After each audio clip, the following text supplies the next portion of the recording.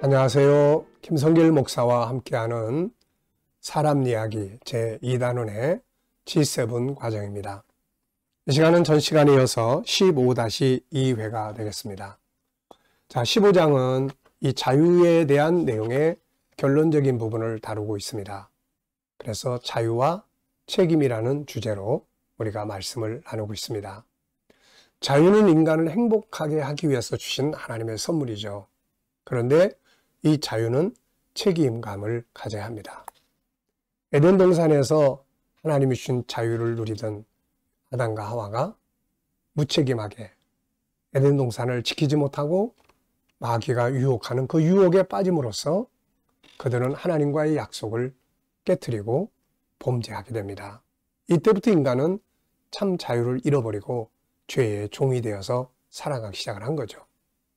예수님은 바로 이 자유를 다시금 우리에게 회복해 주시려고 오셔서 우리가 지은 죄의 책임을 그분이 담당을 해 주신 겁니다. 그래서 예수 그리스도 안에서 우리는 다시금 자유를 누리고 사는 거죠. 우리는 이 자유를 소중하게, 귀하게, 가치 있게 여겨야 하고, 이 자유라는 게 무엇인지, 그리고 이 속에 들어있는 내가 지켜야 될 책임은 무엇인지를 우리는 잘 알아야 되죠.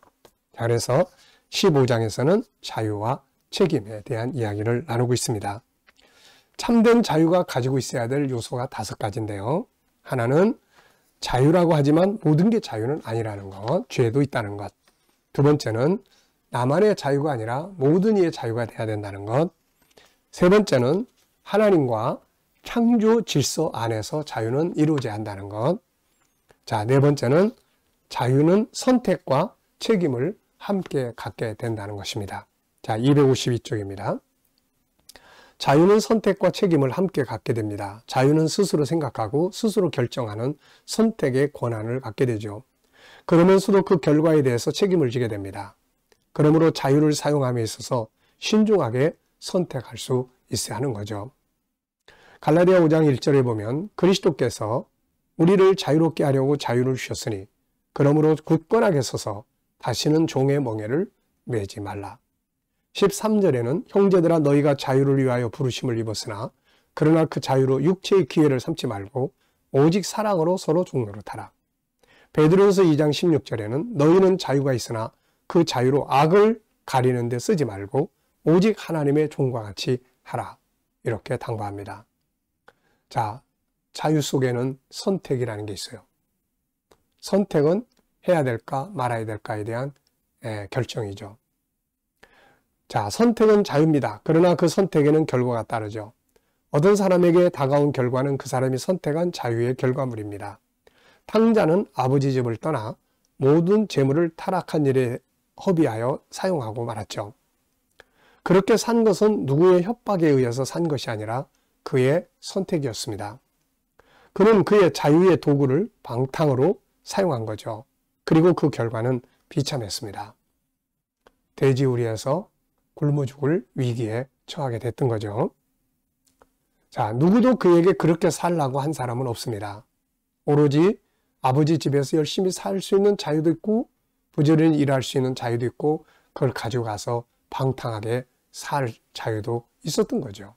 그런데 이 탕자는 그 자유를 죄 짓는 일에 사용을 했습니다. 그 결과는 거지가 되어 굶어 죽게 된 거죠. 이 결과는 그가 사용한 자유에 대한 대가입니다. 자유를 어떻게 사용할 것인가, 어떤 길을 선택할 것인가, 이것은 전적으로 그의 자유였어요. 그러나 그 자유에는 결과가 따릅니다. 결과는 그가 사용한 자유의 대가지요. 그러므로 자유라고 해서 아무렇게나 사용한다면 비참한 결과가 되어버립니다. 그것은 참 자유가 아니기 때문이죠. 자, 성경은 자신의 자유를 잘못 사용한 사람들의 결과를 잘 보여줍니다. 가인은 동생을 죽이는 일에 자기 자유를 사용했고 자기도 망하게 됐죠. 에서는 자기의 장자권을 팔아먹는 일에 자기의 자유의 권리를 사용합니다. 그리고 하나님을 떠나 육적인 사람이 되어버렸죠. 이것은 다 본인의 선택이었어요. 사울은 다윗을 죽이는 일에 자유를 사용함으로 일생을 망쳐버렸고 엘리의 두 아들은 방탕한 일에 자유를 사용하다가 자신들, 가족, 나라까지 망하게 되었습니다. 삼손은 기생집에 드나드는 곳에 사용하다가 자유를 사용하다 두 눈을 뽑히는 결과를 가져왔습니다. 이런 일들이 어디 성경뿐입니까? 세상에도 수없이 많은 거죠. 많은 청소년들이 자유를 잘못 사용합니다. 공부할 자유도 있고 안 할 자유도 있는데 안 하는 쪽으로 자유를 사용하는 경우가 너무 많다는 거죠. 좋은 정보를 듣고 배울 자유도 있고 안 좋은 정보를 맨날 듣고 배우는 자유도 있죠. 그런데 안 좋은 것들을 자꾸 듣고 배우다 보면 결국 인생을 망치는 결과를 가져오게 되는 겁니다. 자유라는 것은 반드시 선택이요, 결과가 오게 되는 거예요. 오늘도 우리는 자유한 사람들입니다. 이 자유를 어떻게 사용할 것인지는 우리들이 선택을 하는 거예요. 저 사람하고 내가 좋은 인사를 나눌 자유도 있고 머리 숙일 필요 없어. 그리고 안 할 자유도 있는 거예요. 그런데 내가 머리를 숙이고 인사를 먼저 한다면 그 사람과 좋은 관계를 이룰 수 있는 결과가 오게 되겠죠. 자유를 어떻게 사용하느냐는 것은 내가 선택이지만 그 결과도 반드시 나에게 온다는 거죠. 자유는 반드시 책임이 함께 따른다는 것도 우리는 기억해야 합니다.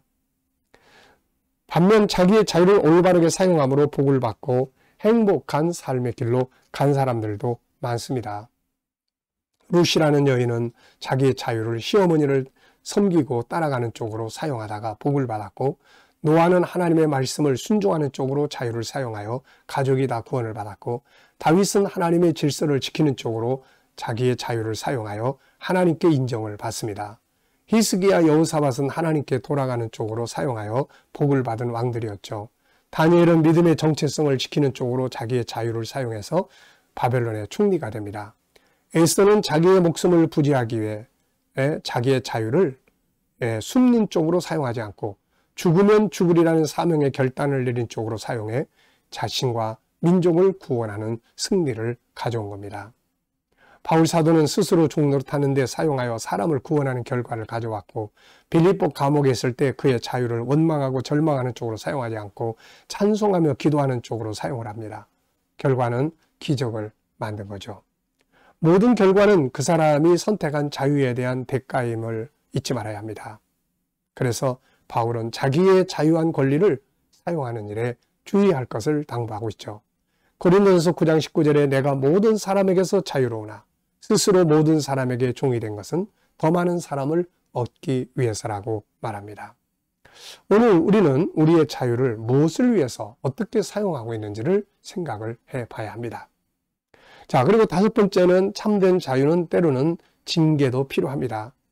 죄악된 삶을 살고 있는 사람을 자유하게 내버려두라고 한다면 이것은 자유가 아니라 죄의 종이 되게 버려두는 일이고 결국 죽음의 길, 멸망의 길로 가게 버려두는 일이죠. 자유는 행복의 길인데 죄의 길로 가는 것은 사망의 길이 됩니다. 그래서 죄악의 길로 가고 있을 때는 구속이 필요한 거죠. 징계가 필요합니다. 붙잡아 놔야 돼요. 그래야 죄악된 길로 그의 자유를 사용하지 않습니다. 성경은 징계에 대해서도 많은 말씀들을 하고 있죠. 잠언 29장 15절에는 채찍과 꾸지람이 지혜를 주거늘 임의로 행하게 버려둔 자식은 어미를 욕되게 하느니라. 그냥 내버려 두니까 지 멋대로 행동하라고 자유롭게 하라고 내버려 두니까 나중에 가서 아주 이상한 방탕한 아이가 돼버리고 마는 거죠. 물론 잘못된 징계는 마음을 상하게 하고 상처를 주며 분노를 만들어냅니다. 그러나 징계를 할 때 자신의 분노하는 마음을 가라앉히고 교육적 차원에서 징계를 하는 건 필요하죠. 대화를 통해서 상대가 공감하게 하고 사랑으로 징계하며 화풀이식으로 해서는 안 되는 거죠. 자, 우리는 자유라는 것이 무엇인가를 잘 이해를 하고 이 소중한 행복의 도구를 잘 사용할 수 있어야 합니다.